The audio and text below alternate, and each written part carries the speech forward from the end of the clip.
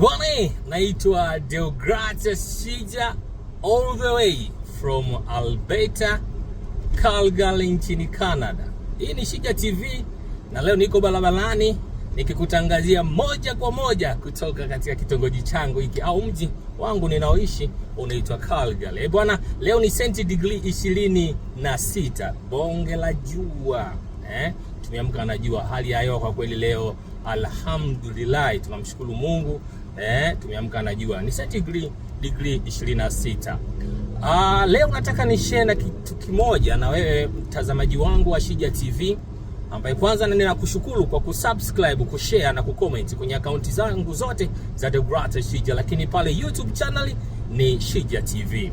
Bwana, kumekuwa kuna utamaduni au kuna swali unaweza kaulizwa, mbona watu wengi wakifika nchi mbalimbali nje ya Tanzania, hasa huku Marekani, Amerika, Ulaya, hawawezi kurudi nyumbani Tanzania haraka sana? Sasa leo nataka ni share na wewe kitu kimoja tu, ni kwamba unapofika nchi kama hizi, moja katika vitu ambavyo unatakiwa kuangalia, cha kwanza kabisa ni yale madeni yasiyo ya ulazima. Kuna watu wana mortgage gari au nyumba ambazo unazilipa kwa miaka 25 mpaka 26.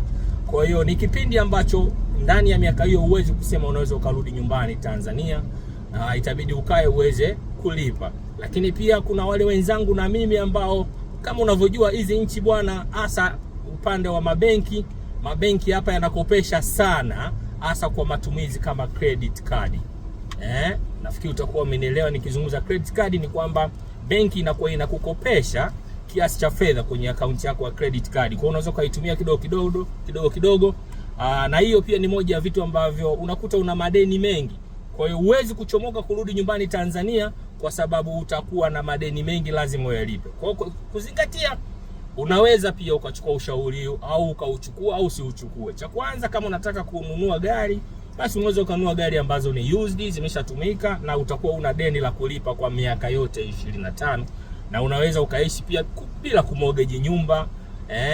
Let's say unachukua nyumba ambayo ina thamani ya dola 200,000, 300,000, 400,000, 500,000 na milioni, hiyo unaweza ukajikuta unalipa ndani ya miaka zaidi ya 30. Jina langu ni Deogratias Shija, mpaka next time ninakutakia Jumamosi njema na mapumziko mema ya weekend. Bye.